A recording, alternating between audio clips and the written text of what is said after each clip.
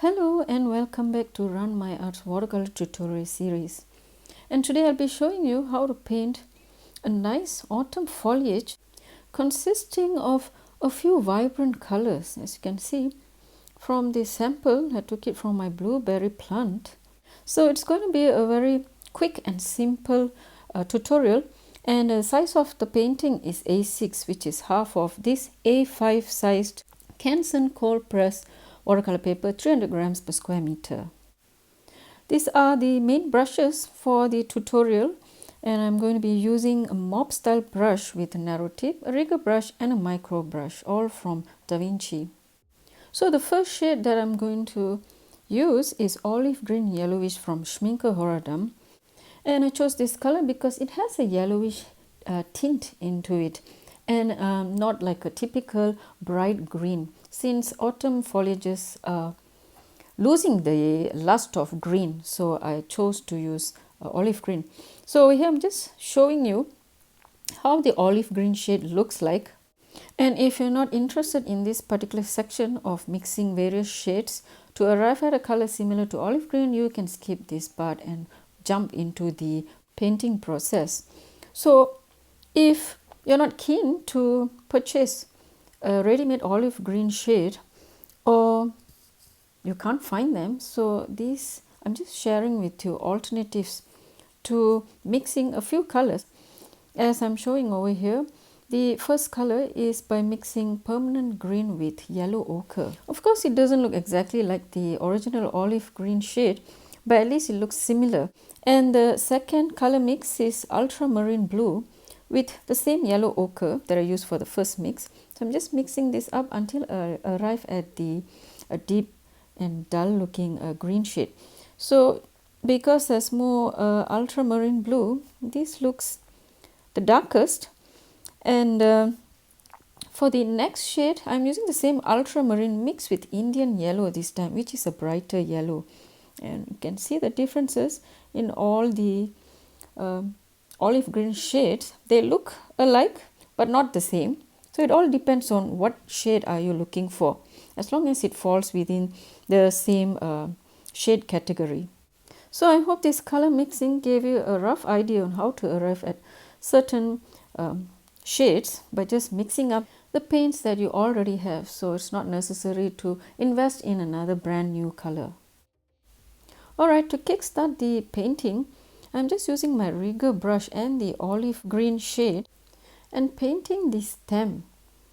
And since this is a very narrow painting or fine line, it's better to use a rigger brush, as how I'm using over here, or a script brush. And remember, I'm applying wet paint onto a dry surface of the paper, so this is wet on dry technique. And next I'm mixing permanent carmine with a hint of sapphire to arrive at a burgundy, just dropping that paint mix onto the wet painting of the stem. So you can see some color mixes happening here. I'm not controlling too much, just dropping in and trying to paint in some buds or bumps that you usually see on a twig or stem.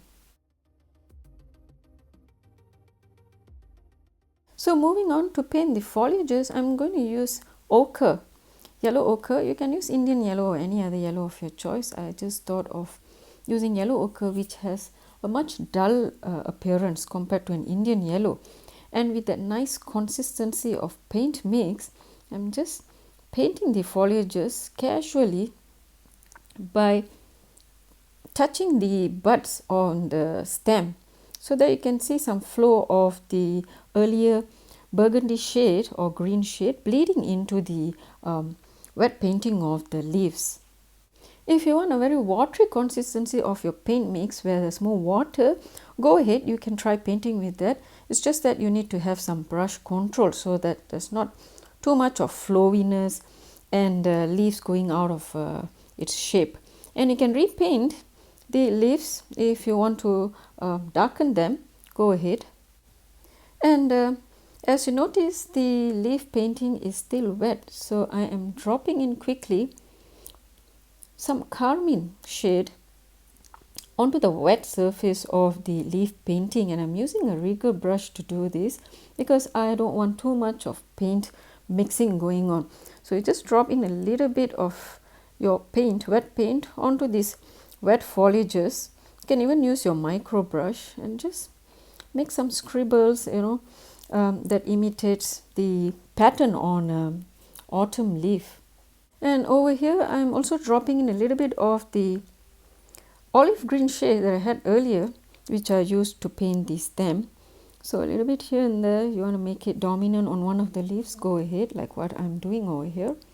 And you can tilt your paper left, right, front, back to get those paint to bleed and do their own magic. Since this is a wet on wet painting, you can even use your damp brush to meddle with it. Don't use a very soak wet brush, otherwise, like I said, it could just flow out of the shape or proportion and your leaves might be out of shape. And not to forget, while the painting is still wet, I am using my micro brush to drop in some minimal effect, which is some dots and fine lines. And I'm using Sapphire. You can use burnt sienna or burnt umber as well, depends what color coordination you prefer to see. So I'm dropping in those tiny dots of wet paint onto the wet painting, and you can see them bleed. And once you're satisfied with the look of it, you can stop and allow the painting to dry completely. So now that the painting is completely dry, I'm going to paint in some details, and using my micro brush to paint in some extra bumps on the stems of the foliage. And I'm using burgundy once again, since the earlier shade that I used to make the bumps were burgundy as well. You can choose to use other colors, other darker colors. So I'm going to make some minor adjustment on this particular leaf where the veins that I painted earlier appeared a bit thick and dark. So I'm going to lift out and make it appear faint. So basically I'm just rubbing a damp micro brush on the pigment, earlier pigment, dry pigment, and then by pressing a dry paper towel you can lift out those pigments. So if you like to correct some of your dry watercolor painting, this is one effective method. So I'm going to paint some vein details on the leaves, and in order to do so I've mixed some of the earlier permanent carmine with a hint of ochre just to tone down that reddish shade in it, so you'll get like a mild orange hue. And I'm using my scrape brush to paint in those very fine lines in the form of veins. But if you prefer to see darker veins, then go ahead, it's your painting. You can use a burnt umber, sapphire, or mix any other darker green shade with a hint of sapphire in it and paint in. But using scrape brush would be the best way to paint in those very fine lines.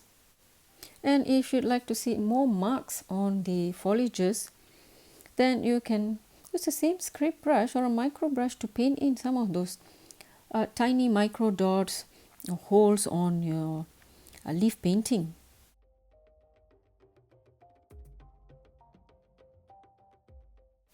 So how do you like the look of my foliage painting? It's not the same but similar, as long as this looks like autumn foliage.